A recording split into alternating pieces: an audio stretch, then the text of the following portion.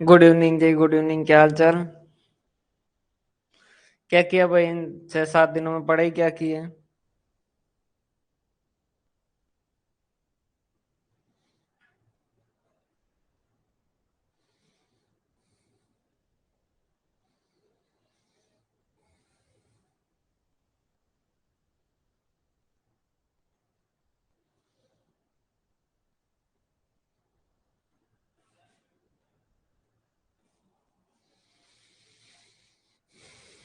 उनमें तो क्या है, जाना ही तो है।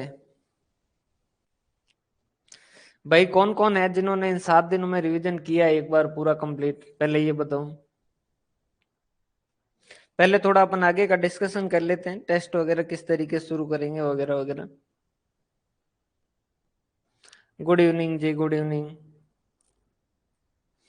तो भाई पहले तो ये बताओ, 7 दिनों में किस किस ने जो है वो यहाँ तक पढ़ा, उसका पूरा जो है वो रिवीजन किया है?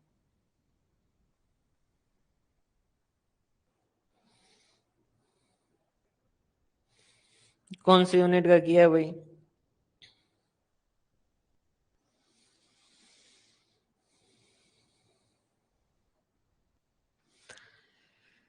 इररिलेवेंस थ्योरी कौन कौन सी थी, नाम बताइए। कैपिटल स्ट्रक्चर के अंदर इररिलेवेंस थ्योरी कौन कौन सी थी?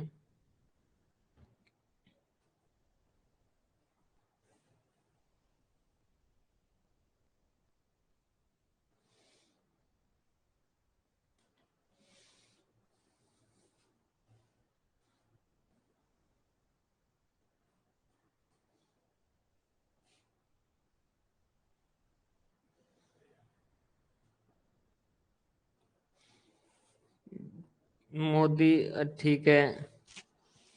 और डिविडेंड के अंदर इररिलेवेंस कौन था?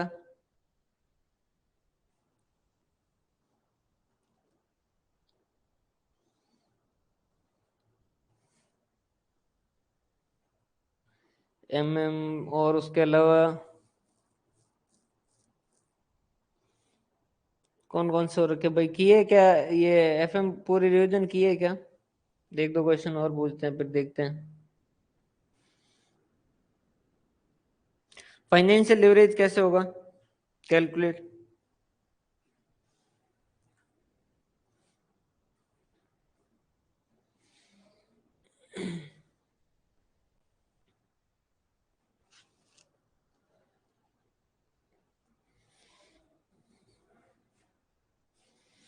नमस्ते जी, नमस्ते। ये भाई आपके स्कूलों में छुट्टियां कब से पड़ रही है?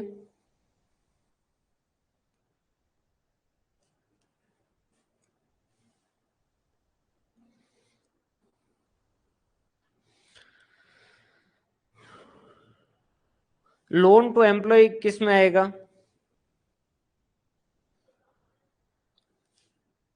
EBIT divide by preference dividend का क्या होगा भाई?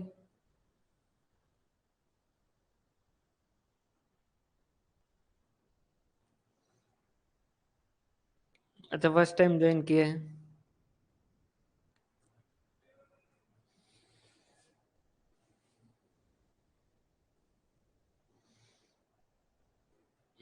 और कार्ल पियर्सन का फॉर्मूला क्या था? कार्ल पियर्सन का कोरिलेशन का फॉर्मूला क्या था?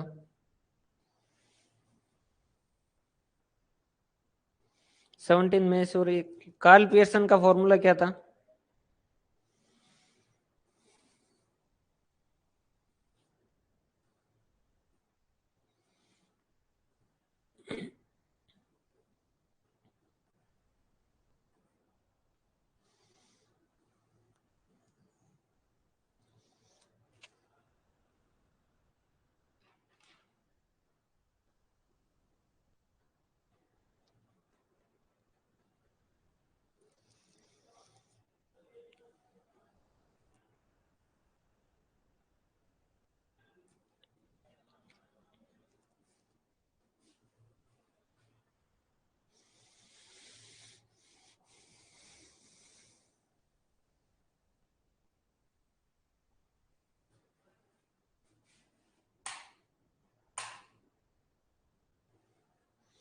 Covariance x y upon standard division. Good, very good.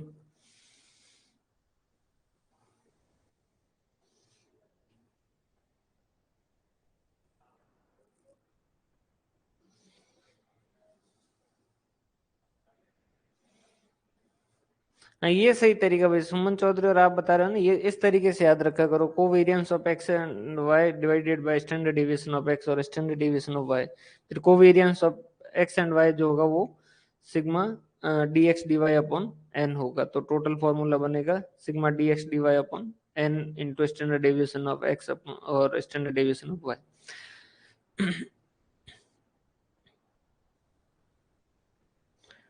देखो भाई थोड़ा अपन पहले आगे का देख लेते हैं किस किस तरीके से पढ़ेंगे, पहले वो बात कर लेते हैं, फिर जो है अपन आगे का डिस्कशन करेंगे। देखो अगर अपन क्लासेज की बात करें तो ऑलमोस्ट अपन 50% जो वो कंप्लीट कर चुके हैं। क्लियर है? तो अब हमें इसका रिवीजन करते हुए आगे वाली चीजें जो है वो पढ़नी है। आगे वाले जो 50% पढ़ेंगे तब तक आपको इन पुरानी वाली चीजों का साथ ही साथ जो है रिवीजन करते रहना है। देखो अब से जो है आपके एक एक तो थोड़ा चेंज ये कीजिएगा, कई स्टूडेंट क्या करते हैं जैसे चैप्टर पढ़ा उसके बाद में जो वो रिवीजन किया उसके नोट से देखा और फिर उसके बाद में हाथों हाथ एमसीक्यू करते हो। तो हाथों हाथ एमसीक्यू करने का फायदा थोड़ा कम है इस वजह से क्योंकि उस वक्त आपने हाथों हाथ पढ़ा है तो वो चीजें आपको याद ही है और वो सही ही होनी है, उसके अंदर कोई बड़ी बात नहीं है। आपको लगेगा फिर कि यार मेरे को तो बहुत ज्यादा कुछ आ रहा है, मैं तो बहुत ज्यादा इंटेलिजेंट हूँ, लेकिन ऐसा कुछ भी नहीं है। आपने 15 मिनट पहले अगर पढ़ा और जस्ट 15 मिनट बाद अगर आप पेपर करोगे या क्वेश्चन सॉल्व करने की कोशिश करोगे तो जाहिर सी बात है क्वेश्चन जो वो आसानी से सॉल्व हो भी जाएंगे, उसमें कोई दिक्कत वाली बात नहीं है। जैसे आज आपने चैप्टर जिसको मंडे को रिवीजन किया है ना, उसके एमसीक्यू जब प्रैक्टिस करने हैं तो वो संडे को करो और वो बिना रिवीजन करो ताकि आपको पता चले कि कौन कौन सी चीजें जो वो मिसमैच हो रही है, कौन कौन सी चीजें जो वो भूल रहे हैं। नहीं तो मंडे को आपने पढ़ा, मंडे को रिवीजन किया और मंडे को एमसीक्यू किया तो उस केस के अंदर क्या होगा, क्योंकि बहुत सारी चीजें जो याद करने वाली है वो सारी आपकी माइंड से निकल जाएगी, आपको पता ही नहीं चलेगा कि मेरे दिमाग के अंदर आई है या नहीं आई। रीजन क्या है, क्योंकि अभी पढ़ा है, अभी आता जो वो रिवीजन हो जाएगा। अब जो है एक तो आपके क्या होंगे स्टेट्स के जो एमसीक्यू की पीडीएफ जो है वो कल या परसों से जो वो अपडेट होना शुरू हो जाएगी। एक चैप्टर की तो आज से ही शुरू हो जाएगी।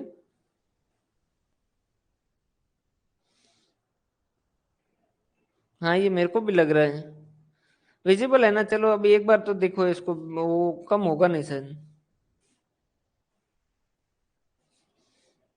एक सेकंड है ना, मैं वापस करता हूँ।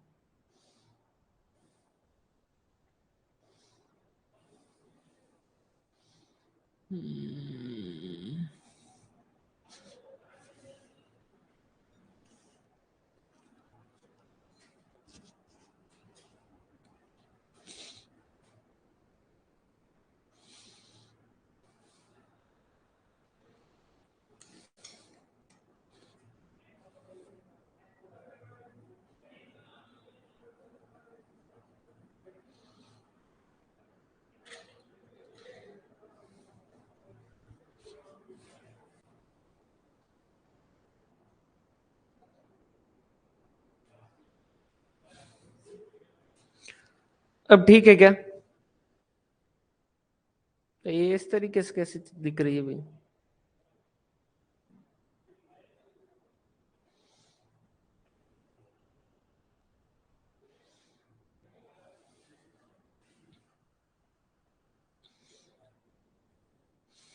चलो एक बार तो अभी बातें ही कर रहे हैं, देखते हैं फिर उसके बाद में देखते हैं कि थोड़ी सी शायद या तो इसकी ब्राइटनेस जाता है।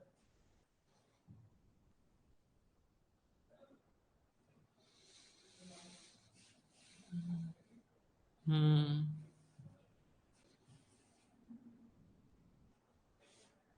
अब सही है ना?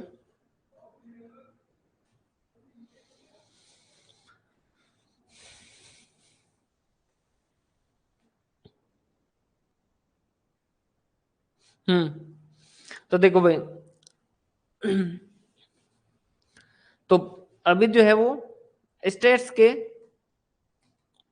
और एफएम के जो है वो एमसीक्यू जो वो अपलोड करना शुरू कर देंगे, तो उनको साथ ही साथ प्रैक्टिस करना है।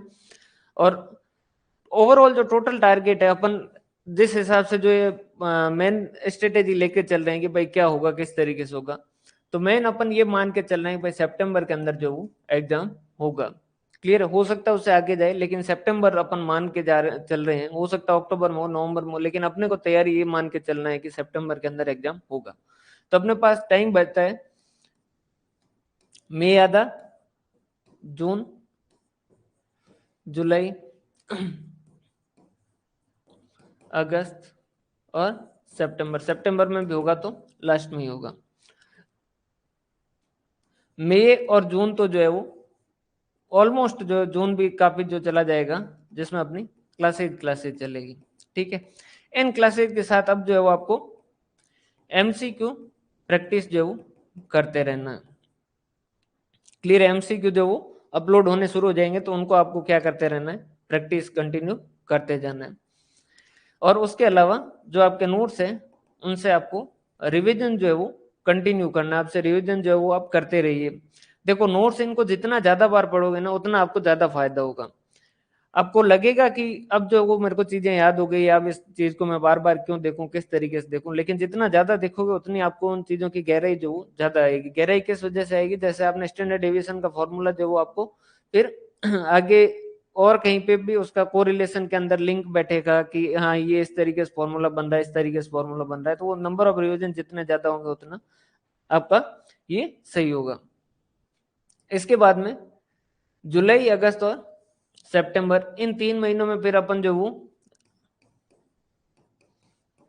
टेस्ट सीरीज ही चलाएंगे, जिसके अंदर जो वो पूरा जो है जैसे एग्जाम पैटर्न होता है उसी तरीके से जो वो टेस्ट रहेगा। और टोटल जो वो अपने 20 टेस्ट है जो रखेंगे, जो हर संडे को रखेंगे। मतलब एक फर्स्ट पेपर का सैटरडे, तो संडे को दूसरे पेपर का, पेपर 1 और पेपर 2, पेपर 1 और पेपर 2, इस तरीके से कंटिन्यू 20 टेस्ट जो वो चलेंगे 3 महीनों के अंदर। टोटल जो वो चार चार अगर हफ्ते देखे तो 4 4 4 के हिसाब से बनते हैं अपने 12 हफ्ते, जिसमें अपने को 20 टेस्ट जो वो सेट करने हैं। तो अपने को क्या करना होगा, कभी कभी बीच में 2 2 टेस्ट भी रखने होंगे।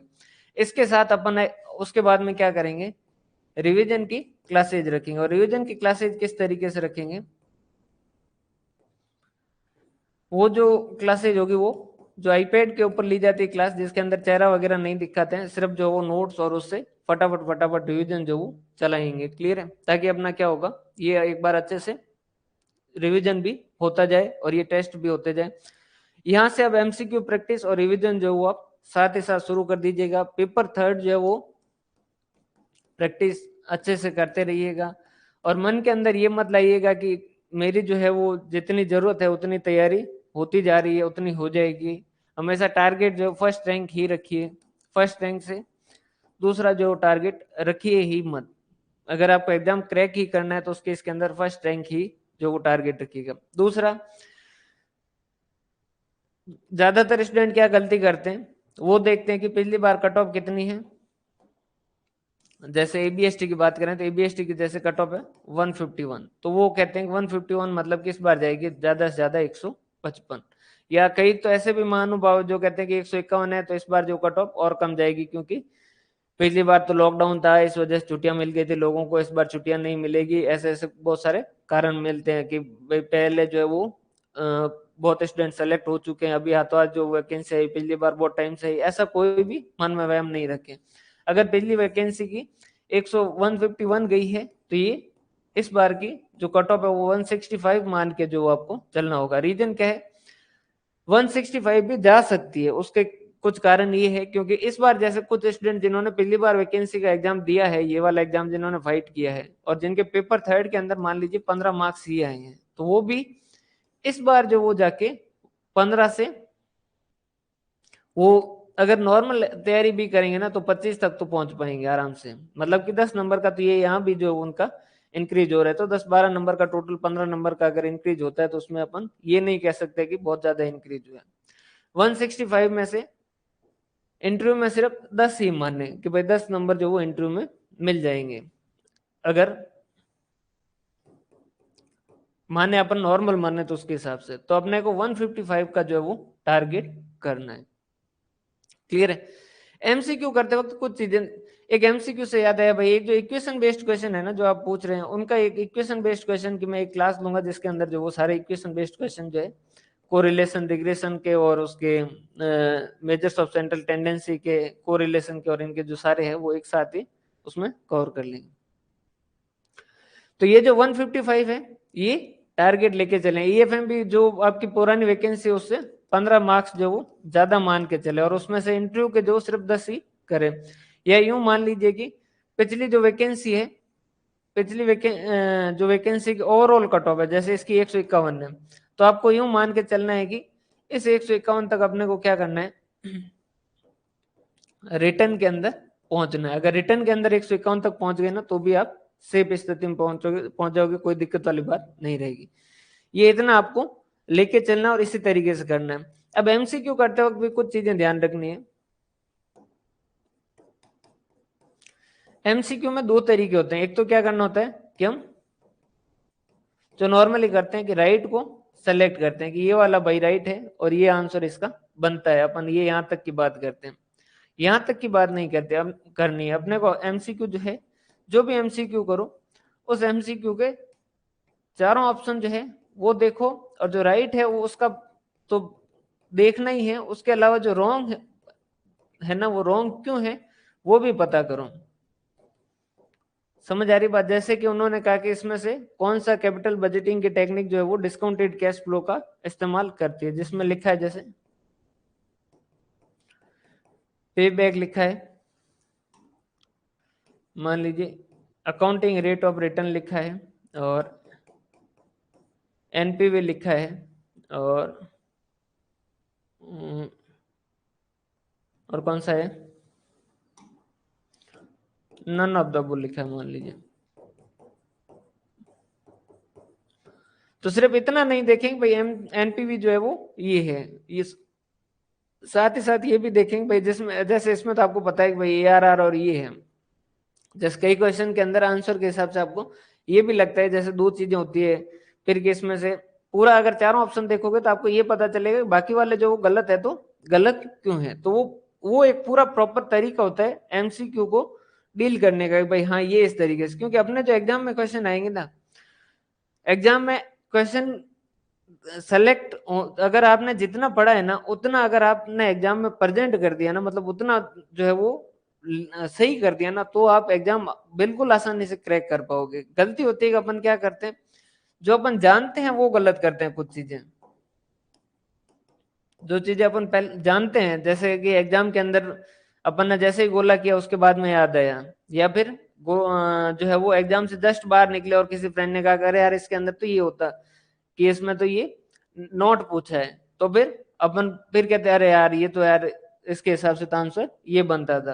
तो वो क्या होता है, वो सारा का सारा अपनी अनअवेयरनेस के कारण होता है। और अनअवेयरनेस किस वजह से आती है, क्योंकि अपन चार में से एक पॉइंट के ऊपर फोकस करने की कोशिश कर रहे हैं। अगर आप चारों के ऊपर फोकस करने की अभी से हैबिट रखोगे ना तो उस केस के अंदर आप और ज्यादा बेहतर तरीके से एमसीक्यू को डील कर पाओगे और अच्छे से कर पाओगे। क्वेश्चन हार्ड नहीं आते, पहले वाले पेपर आपने देखे ही है, क्वेश्चन इजी आएंगे, बहुत इजी आएंगे, लेकिन उसके अंदर आपको पूरा ओवरऑल जब नॉलेज होगा उसी केस के अंदर आपको पता चलेगा और उसी केस के अंदर आप उन चीजों को सही से कर पाओगे। जिन स्टूडेंट ने नए क्लासेज जो अभी ली है वो अपने पुरानी जो स्टेट्स की क्लास है उनको एक बार कंप्लीट करें ताकि स्टेट्स में साथ चलें और फिर बाकी आपके जो भी सब्जेक्ट आप शुरू करना चाहे वो शुरू कर सकते हैं। क्लियर है? और यहां तक में कोई डाउट हो तो वो बता दीजिए पहले, फिर अपन जो आगे चलते हैं।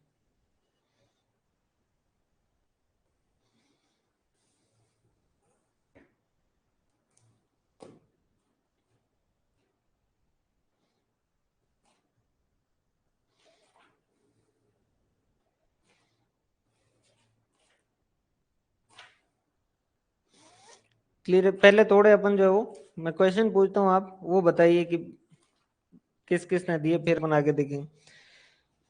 कोरिलेशन जो है वो उसमें बढ़िया काम किस किस ने किया, उसका क्रेडिट किसे किसे जाता है?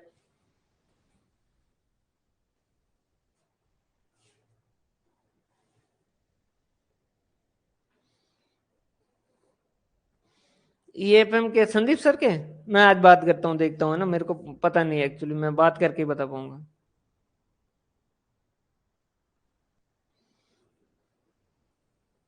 कार्ल पियर्सन एंड गाल्टन, दोनों नाम लिखिए भाई कर्मवीर, कार्ल पियर्सन और गाल्टन। देखो एक चीज ध्यान रखिएगा, ये कई स्टूडेंट जो अपन क्या करते हैं, कई बार जब पढ़ते हैं तो ये कहते हैं कि भाई क्योंकि अपने आंसर जो क्वेश्चन होंगे वो एमसीक्यू बेस्ड होंगे, इस वजह से अपने को इतना रटने की जरूरत नहीं है। भाई ये मन से वहम निकाल दे, आप तैयारी इस तरीके से करें कि एग्जाम जो है वो मतलब कि सब्जेक्टिव है, रिटर्न जैसे लिखा जाता उस तरीके से, तो उस हिसाब से याद करें। एमसीक्यू में याद आ जाएगा वो एक अच्छी चीज है।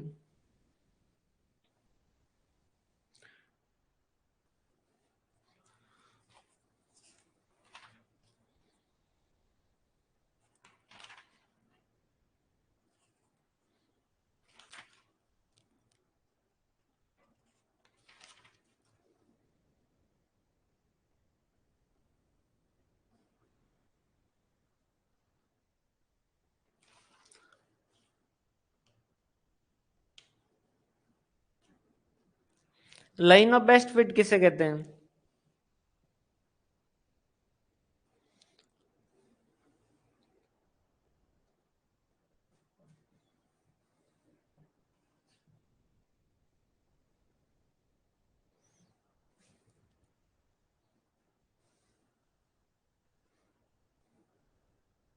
लिस्ट स्क्वायर है ना, लिस्ट स्क्वायर, जो लिस्ट स्क्वायर के प्रिंसिपल पे बनी है, जो डॉट के बीच से निकलती है।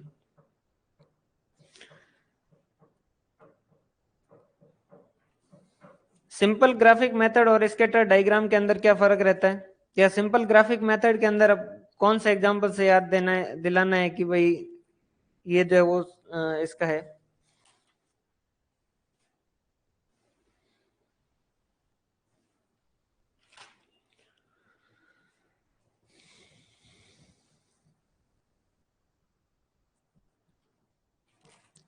सिंपल ग्राफिक मेथड जो है कोरिलेशन का वो, और स्कैटर डायग्राम दोनों के अंदर क्या फर्क है?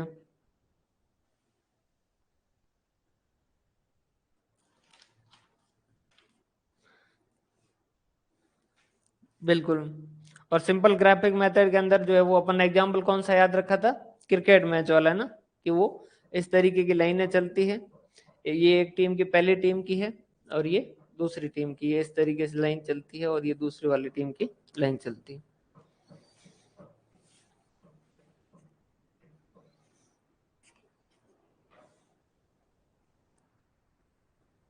हाँ होता है, कोरिलेशन जो है वो टाइम सीरीज के अंदर पढ़ेंगे, टाइम सीरीज के अंदर कोरिलेशन का इस्तेमाल होता है।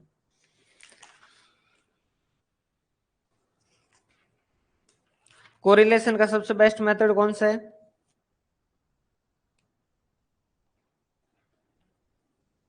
कोरिलेशन का सबसे बेस्ट मेथड कौन सा है?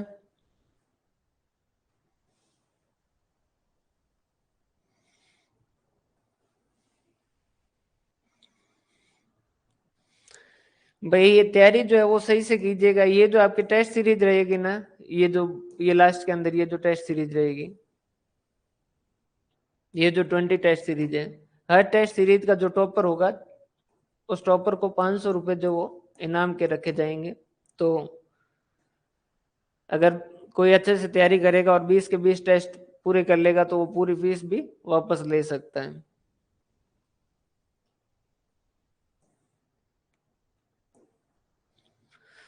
समझने वाला कोई भी काम, चाहे पेपर 1 हो, चाहे पेपर 2 हो, चाहे पेपर 3 हो, पेपर 3 के अंदर भी कोई भी क्लास अगर आप कहीं से भी ले रहे हो ना, तो क्लासेस कंप्लीट कर दीजिएगा जून तक, है ना। और अगर थोड़ा लेट ज्वाइन किया है तो 15 जुलाई तक कंप्लीट कर दीजिएगा। 15 जुलाई के बाद दो ही काम बचने चाहिए आपके पास, रिवीजन और एमसीक्यू। उसके अलावा कोई काम आपके पास बचना नहीं चाहिए। कोरिलेशन जो है वो बेस्ट क्यों है?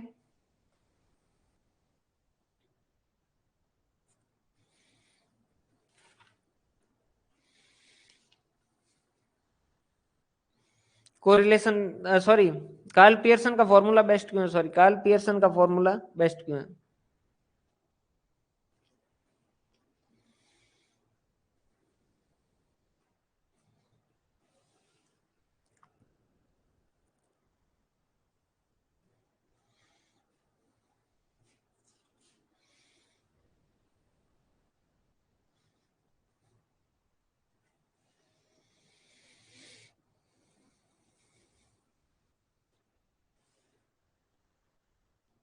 एएम स्टैंडर्ड डेविएशन बेस्ड है, बिल्कुल सही बता रहे हो। नहीं नहीं नहीं, independent of origin and scale की वजह से नहीं है, बिल्कुल अर्थमेटिक मीन और स्टैंडर्ड डेविएशन का इस्तेमाल होता है।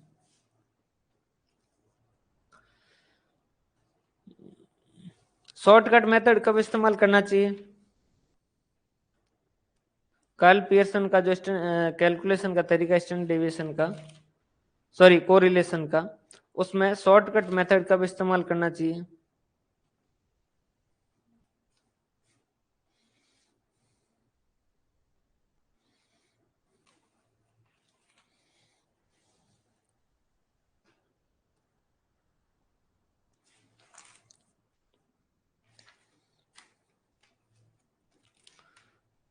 जब ओल नंबर में ना हो।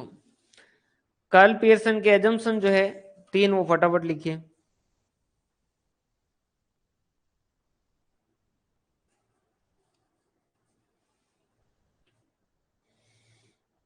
बिल्कुल, कार्ल पियर्सन के तीन एजम्पशन जो, वो फटाफट लिखिए।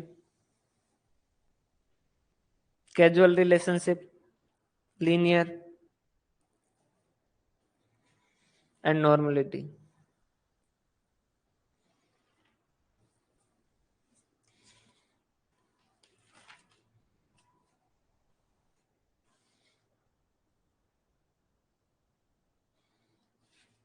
कैजुअल रिलेशन का मतलब क्या है? उसकी क्या एजम्पशन थी कैजुअल रिलेशन की?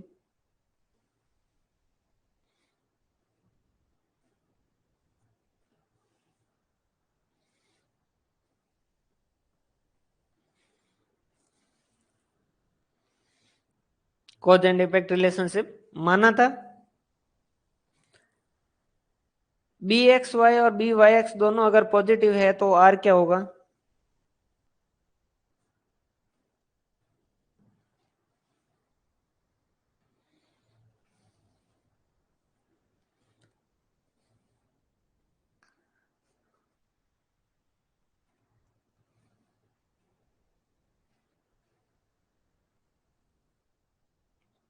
पॉजिटिव।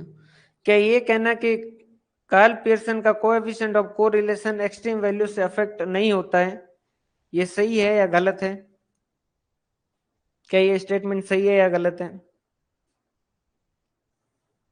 ये कहना कि कार्ल पियर्सन का coefficient of correlation extreme value से अफेक्ट नहीं होता है, ये कहना सही बात है या गलत बात है? गलत है। क्लियर है।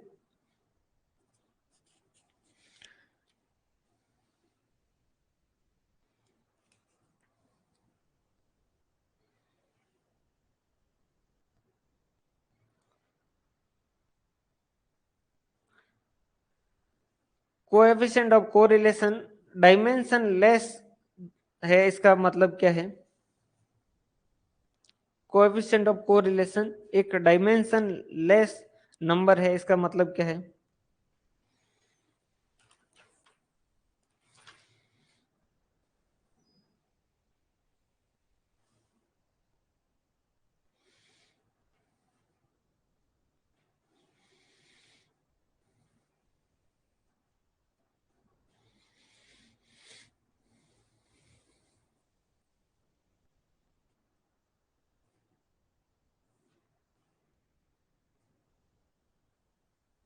इंडिपेंडेंट ऑफ ओरिजिन और इंडिपेंडेंट ऑफ स्केल है।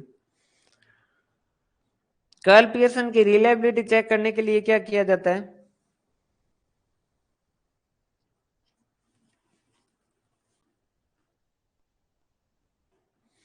नहीं, क्वांटिटी बेस्ड के वजह से नहीं कहते हैं इसको। जो क्यों कहा जाता है? क्योंकि डायमेंशन लेस का मतलब क्या है कि ना तो वो चेंज इन ओरिजिन से और ना चेंज इन स्केल से अफेक्ट होगा। एरर से है ना, प्रोबेबल एरर से। प्रोबेबल एरर का फॉर्मूला क्या है?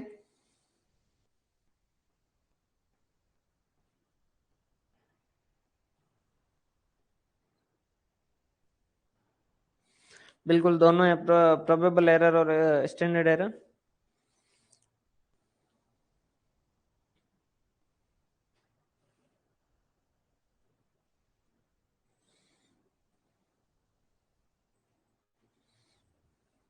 फॉर्मूला याद है ना प्रोबेबल एरर का?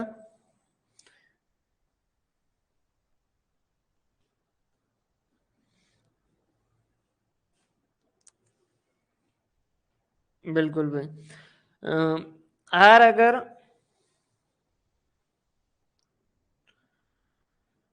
आर प्रोबेबल एरर के कितना गुना से ज्यादा हो तो हम कह सकते हैं कि सिग्निफिकेंट कोरिलेशन है।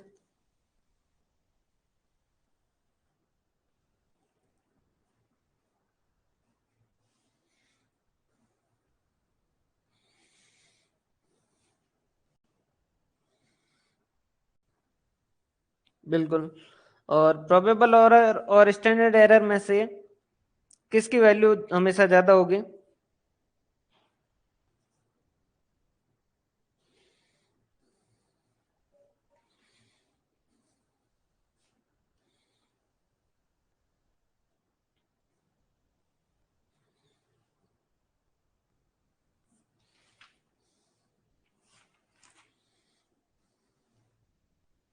स्टैंडर्ड एरर की, ठीक है।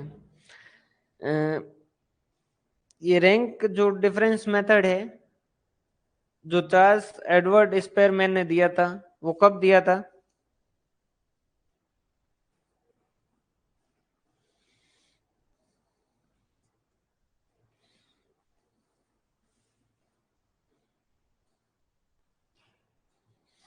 1904 में। उसको किस लेटर से रिप्रेजेंट किया जाता है?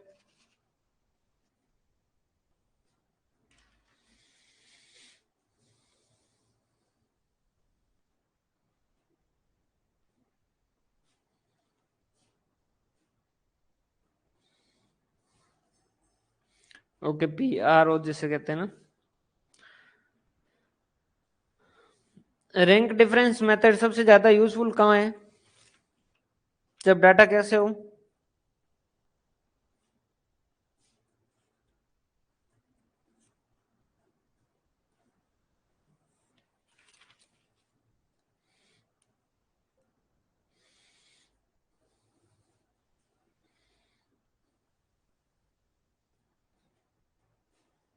क्वालिटेटिव है ना।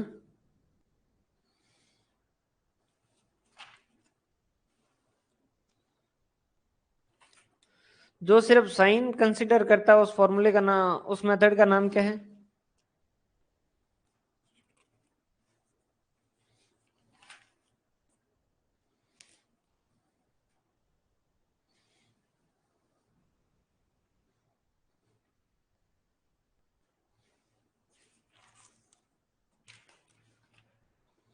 Concurrent deviation. लिस्ट स्क्वायर के दो कैरेक्टरिस्टिक्स क्या क्या है?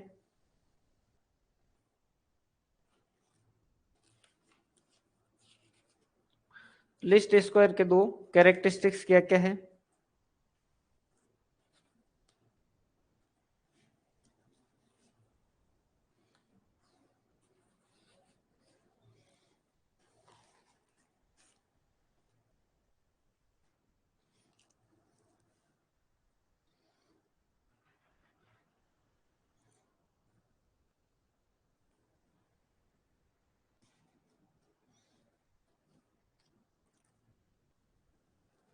बेस्ट ऑफ लाइन फिट या अपन सीधा कहते हैं, किस तरीके से लिखते हैं कि एक तो sigma y minus Y c जो है वो 0 आएगा, और एक sigma y minus Y C का स्क्वायर जो है वो मिनिमम होगा। ठीक है। उसके बाद में कोएफिशिएंट ऑफ डिटरमिनेशन के लिए क्या क्या कैलकुलेट करना होगा?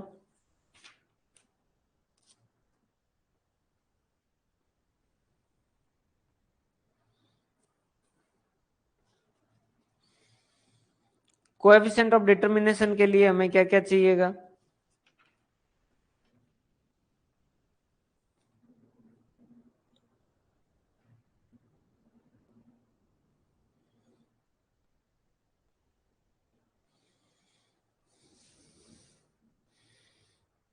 Explain and total. भाई इतना ही कैसे याद है, ऐसा मत करो। अनएक्सप्लेन्ड वेरिएंस कैसे कैलकुलेट होगा बताइए?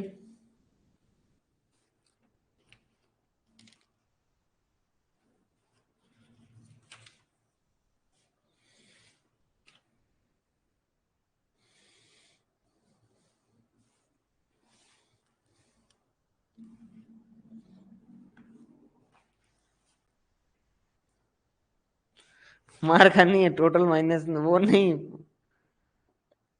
फॉर्मूला बताइए।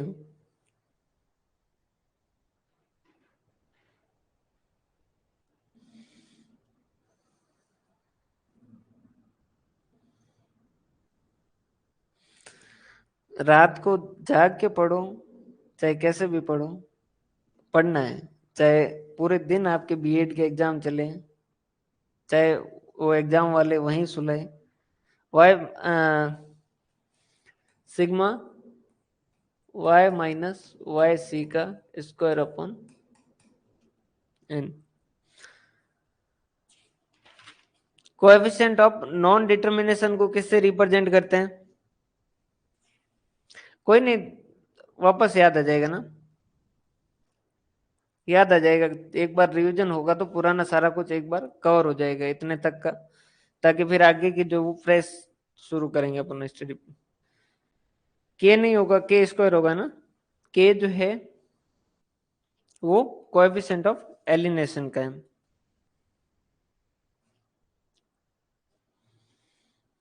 कोएफिशिएंट ऑफ डिटर्मिनेशन जो है वो है आर स्क्वायर, और नॉन डिटर्मिनेशन जो है वो के स्क्वायर, और एलिनेशन जो वो के हो जाएगा।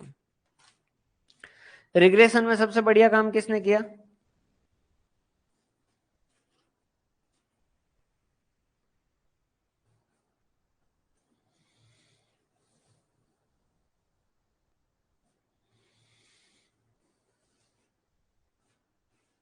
फ्रांसिस गाल्टोन। उनके रिसर्च पेपर का कोई नाम अगर बता दें।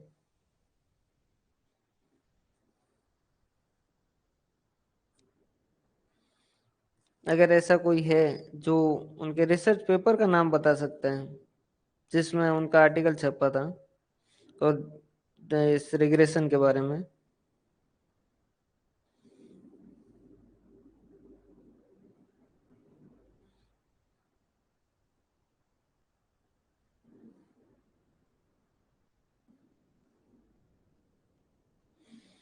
हाँ मिलेगी, बिल्कुल मिलेगी, उसे चॉकलेट मिलेगी वही। हाथों हाथ क्लास खत्म होते से ही उसे 50 रुपए जो फोन पे किए जाएंगे, हाथों हाथ जाके वो डेयरी मिल्क लाए और फोटो खींच के भेजे चॉकलेट खाते हुए के।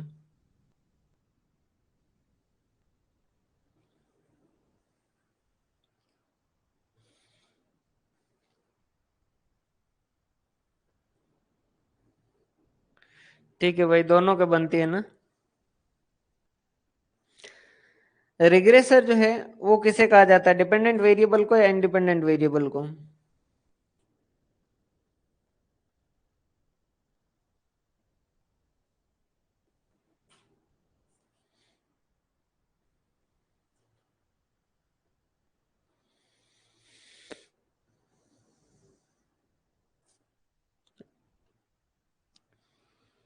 एजम्पशन ऑफ रिग्रेशन जो है वो फटाफट लिखिए।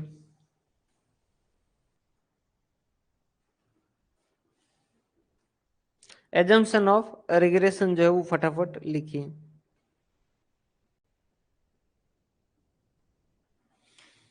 5 जो मेन है।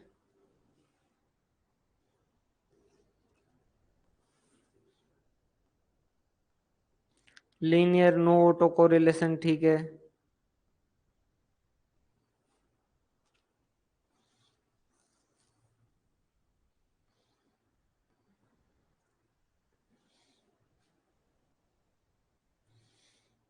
ठीक है। नो कोलिनियरिटी, ठीक है। एक नॉर्मलिटी है ना, बाकी तो वही बचता है। तो बढ़िया है, तैयारी तो ठीक कर रहे हो ना।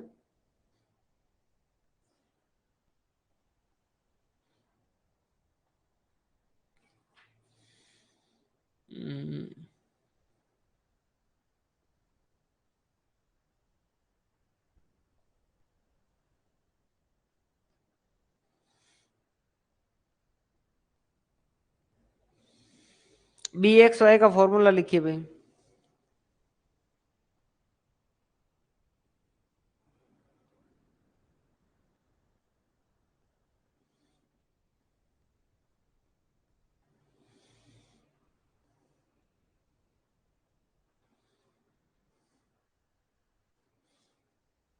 बी एक्स वाई का फॉर्मूला लिखिए।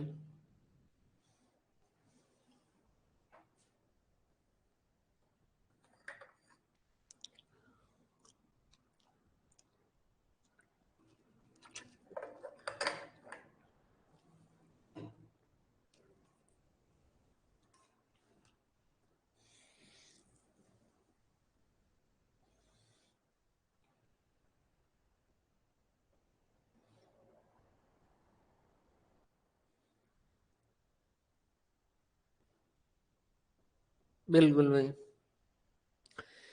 x is equal to a plus b y, इसमें a क्या है?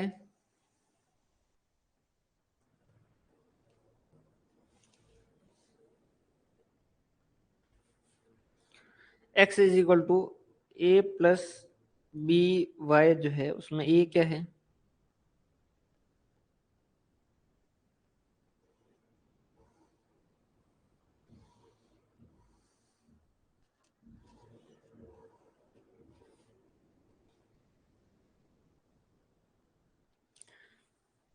और ये जो a है वो कौन सी लाइन को टच करते हैं, वहां से वैल्यू कैलकुलेट करते हैं?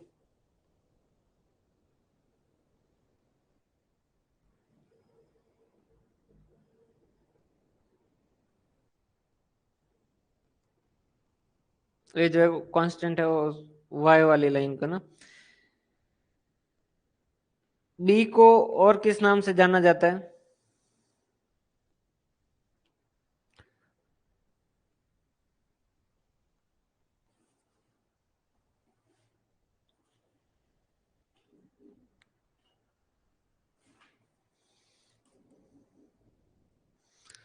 स्लोप, और स्लोप के अलावा और रिग्रेशन कोएफिशिएंट।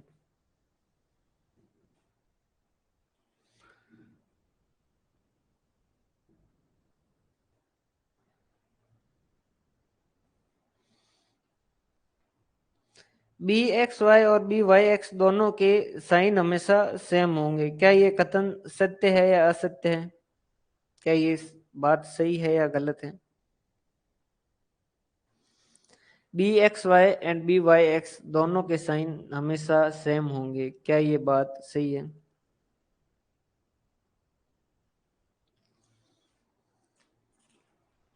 तो पढ़ तो रहे हो ना, वाकई अच्छा लगा।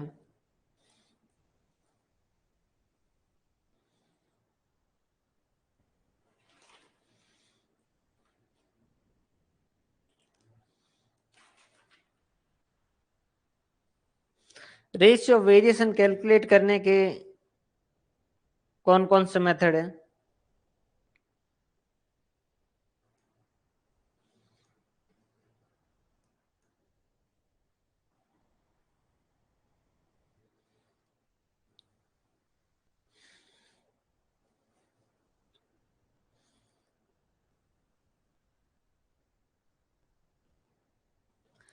रेशियो ऑफ वेरिएशन कैलकुलेट करने के कौन कौन से मेथड है?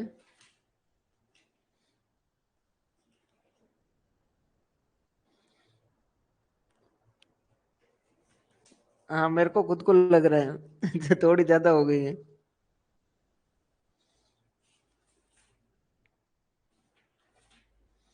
रेशियो वेरिएशन के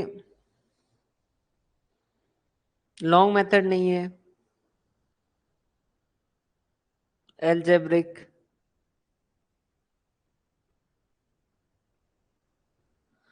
नहीं, रेशियो वेरिएशन के तो एल्जेब्रिक और ग्राफिक है। ग्राफिक मेथड जो किसने दिया था? रेशियो वेरिएशन का ग्राफिक मेथड किसने दिया था?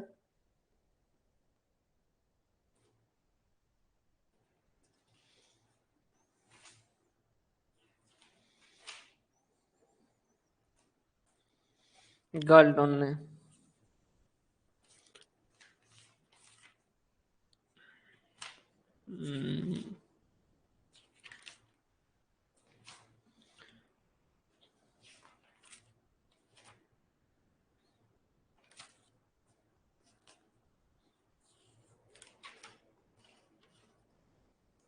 मेथड ऑफ थ्री वेरिएबल है, अगर रिग्रेशन के तीन वेरिएबल है और मेथड ऑफ लिस्ट स्क्वायर से हम सॉल्व कर रहे हैं, तो कितनी इक्वेशन की जरूरत होगी? अगर मल्टीपल रिग्रेशन है और मेथड ऑफ लिस्ट स्क्वायर से हम क्वेश्चन को सॉल्व कर रहे हैं, तो उस केस के अंदर कितनी इक्वेशन जो है वो यूज होगी?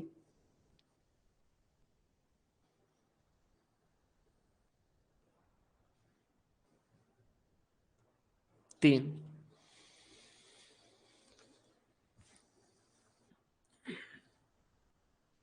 डेविएशन फ्रॉम ओरिजिनल डाटा किस में लिया जाता है, मेथड ऑफ लिस्ट स्क्वायर में या डेविएशन मेथड में?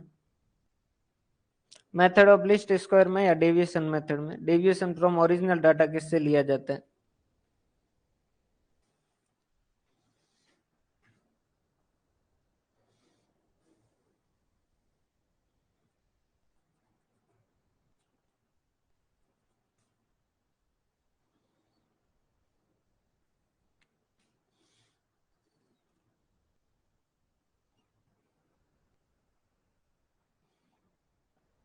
लिस्ट स्क्वायर में ना। और ए जीरो किस में होगा, कौन से मेथड में होगा?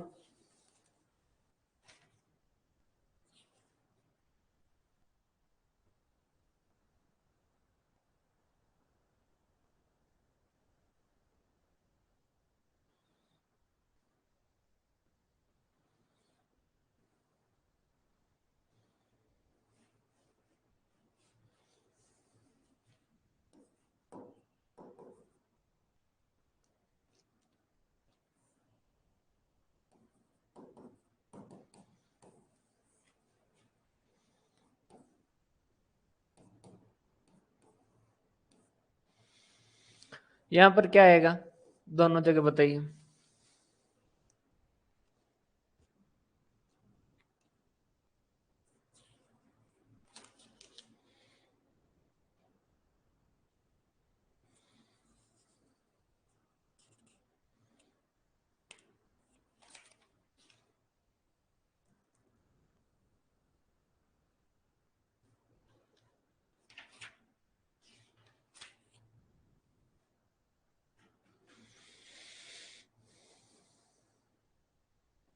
यहाँ पर कितना लिखा जाएगा?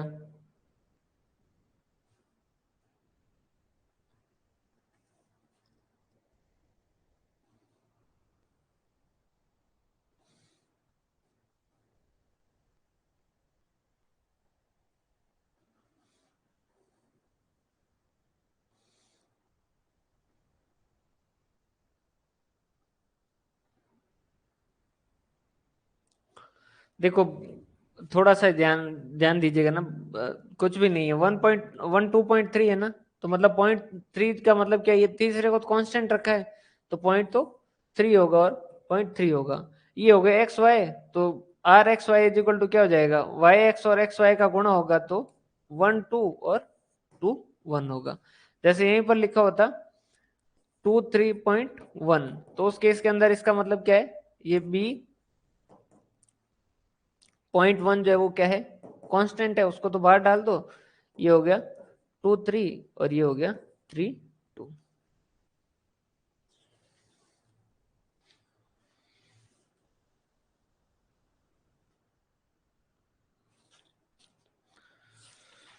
उसके बाद में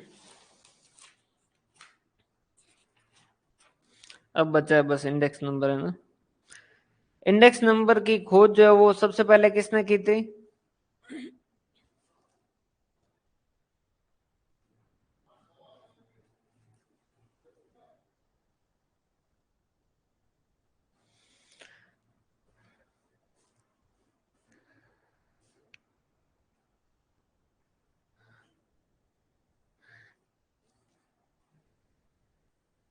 कब की थी?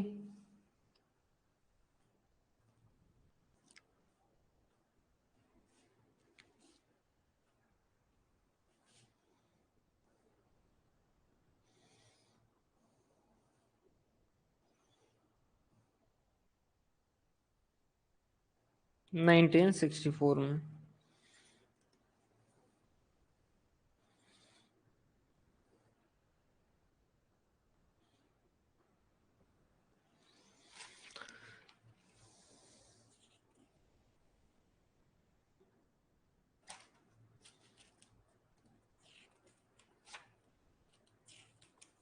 लिंक रिलेटिव का फॉर्मूला बताइए भाई।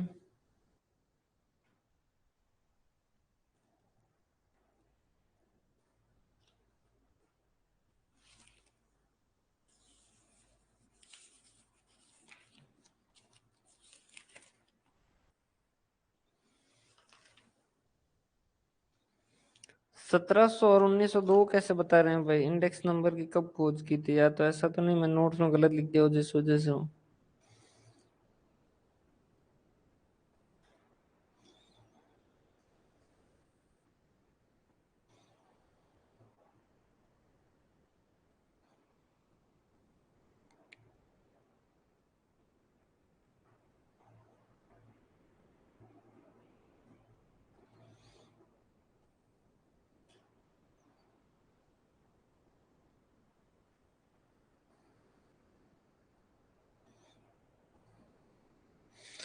भाई एक तो ये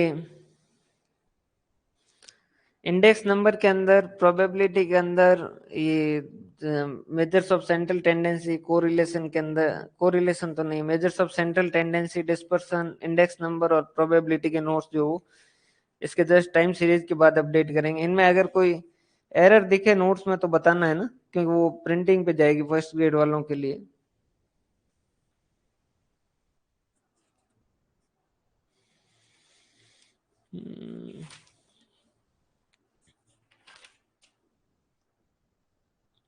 1964 है ना।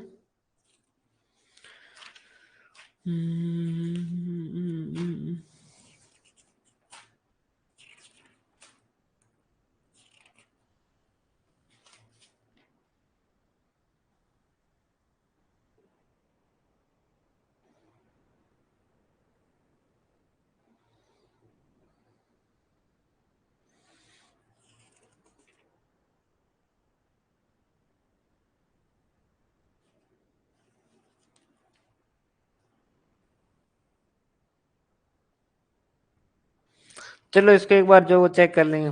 बस ये लास्ट फटाफट बता दो, लास्ट पेयर ने जो है वो वेट किसको लिया था?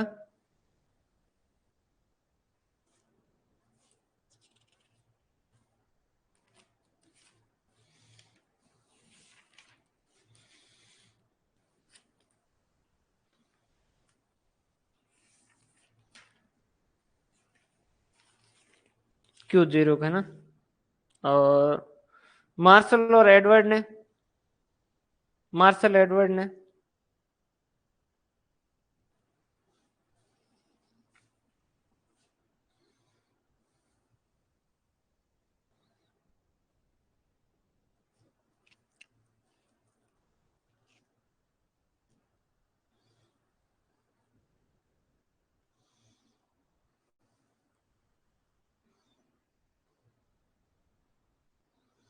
प्रियांशु, कमलेश, मीनाक्षी और खुशबू मीना। और कौन है? हाँ ये खड़े हो जाओ हाथ खड़े करके ना।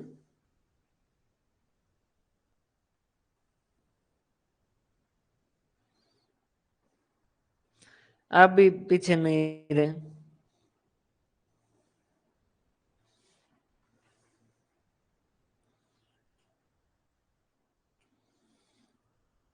नालायकों है उसने जो है वो बेस ईयर और करंट ईयर दोनों को लिया था मार्शल और एडवर्ड ने। और डॉर्बिस और बावले ने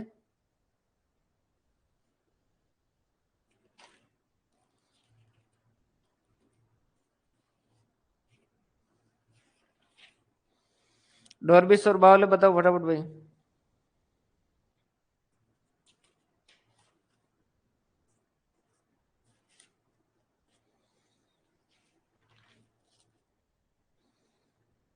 M of last pair and past,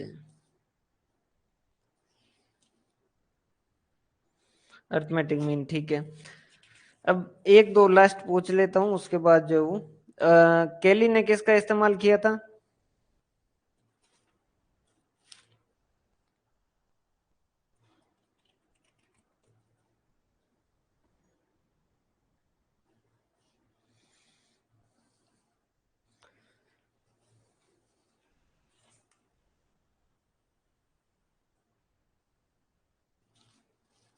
standard year, very good. एक बस लास्ट बता दो,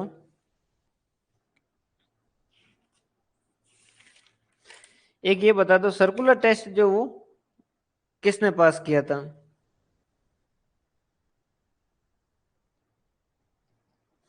बस ये एक लास्ट बता दो, सर्कुलर टेस्ट जो वो किसने पास किया था?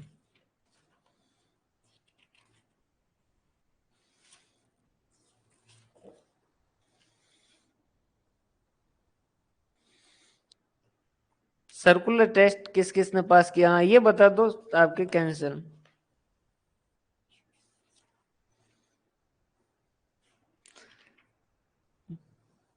Simple geometric mean.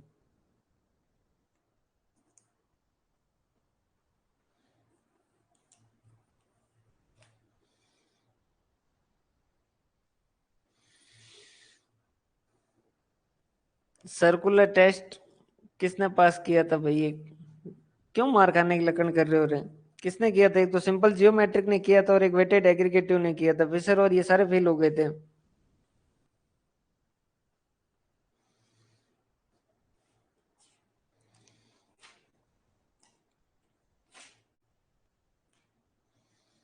No one नहीं था भाई, किए हैं, दो ने किए हैं।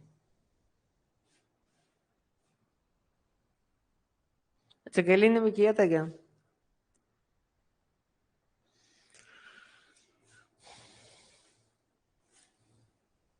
भाई रिवीजन करते रहो, देखो रिवीजन में ज्यादा समय भी नहीं लगता है, नोट्स निकाले फटाफट जो।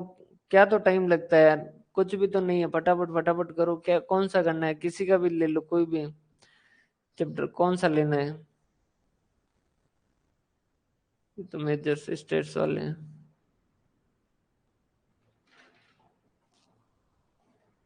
मेजर्स ऑफ डिस्पर्सन फटाफट किया करो रिवीजन, रिवीजन में टाइम लगना ही नहीं चाहिए, नोट्स निकाले।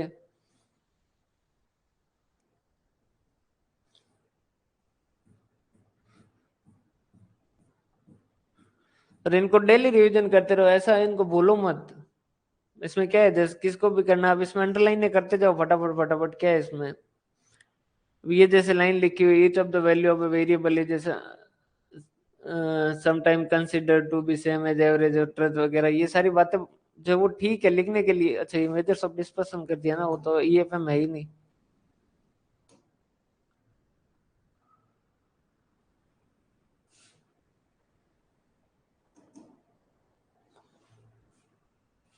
ये इंडेक्स नंबर वगैरह जो भी करो, फटाफट फटाफट रिवीजन किया करो, स्पीड बनाओ, क्योंकि इसमें एग्जाम के अंदर आपके सबसे बड़ी, फिर कह रहा हूँ, आपका जो एग्जाम है, इस एग्जाम के अंदर समस्या जो है, ये है ही नहीं कि आपको कॉन्सेप्ट समझ नहीं आएगा। समस्या ये रहेगी कि एग्जाम से पहले वाले दिन रिवीजन कैसे करेंगे, क्योंकि रिवीजन जो है वो होना जरूरी है, और रिवीजन नहीं होगा तो फिर आप उतना अच्छे से एग्जाम जो है वो नहीं दे पाएंगे, क्योंकि चीजें बहुत सिंपल सी है। अब जैसे आप देखोगे पेपर तो आपको लगेगा कि यार ये पीछे बार, जो पिछली बार का पेपर है वो क्या क्वेश्चन थे, कुछ क्वेश्चन ही नहीं थे। ये बहुत ही महत्वपूर्ण है कि आप इनका रिवीजन जो कंटिन्यूस करो। वैसे आप जिस तरीके से आंसर दे रहे हो उसके हिसाब से लग रहा है कि भाई रिवीजन जो आप कर रहे हो, और अच्छे से कीजिए, बहुत बेहतर तरीके से कीजिए। इनको अंडरलाइन करते रहिए इसके अंदर भी, जैसे अब इसमें जो वो एक, इसको कुर्ली को 1964 को किया, फिर जो वो रिलेटिव को किया, इस तरीके से फटाफट फटाफट इनके रिवीजन जो वो करते जाओ।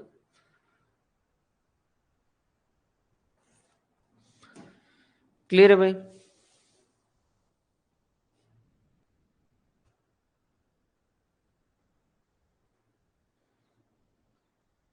भाई करो, है ना?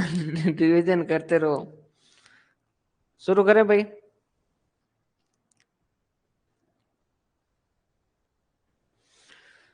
रिवीजन फटाफट और टाइम टू टाइम करते रहो। जैसे एक तो प्लान बहुत ज्यादा जरूरी है, अगर आप पढ़ाई कर रहे हो ना तो प्लान सबसे ज्यादा इंपॉर्टेंट जो वो प्लान है। आपको पता होना चाहिए कि आपको क्या पढ़ना है, ऐसा नहीं कि जो मन में आया वैसे पढ़ लिया, उस तरीके से नहीं करना है। अगर आपका इस तरीके से सिस्टम होना चाहिए कि भाई एक संडे को मैं एक सब्जेक्ट का जो वो रिविजन करूंगा, और स्टेट्स का जैसे एबीएसटी के अंदर तो बहुत ज्यादा हुआ है, आप जो ईएफएम के अंदर तो 3-4 टॉपिक है, एबीएसटी में तो काफी टॉपिक हुए। तो उनको एक दिन संडे को बैठ के नोटबुक, अगर अभी तक के जैसे इतने सारे टॉपिक पढ़ोगे ना तो भी 2 घंटे से ज्यादा जो वो नहीं लगेंगे, मैक्सिमम 2 घंटे के अंदर आप जो वो रिविजन वो एक बार और देख लेंगे, बुक से देख लेंगे ना। 2 घंटे से ज्यादा जो वो टाइम लगेगा नहीं। तो रिविजन बहुत ही महत्वपूर्ण है, रिविजन करते जाइएगा। एमसीक्यू जो वो अपडेट होना शुरू हो जाएंगे, उनको भी जो वो करते रहिएगा, उसको भी अपन करेंगे। शुरू करें भाई अपन आगे?